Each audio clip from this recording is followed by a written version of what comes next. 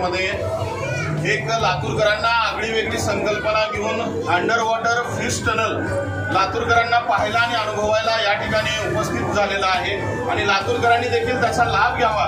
जगभरामधील अनेक प्रकारचे मासे आपल्याला या फिश टनल मध्ये पाहायला मिळत आहेत, अनुभवायला मिळत आहेत आणि एक आगळी वेगळी यात्रा यावर्षी आपल्याला पाहायची आहे। म्हणून सर्व लातूरकरांना विनंती आहे की आपण यात्रेमध्ये आल्यानंतर या अंडर वॉटर फिश टनलचा अनुभव मात्र नक्की घ्यायचा आहे।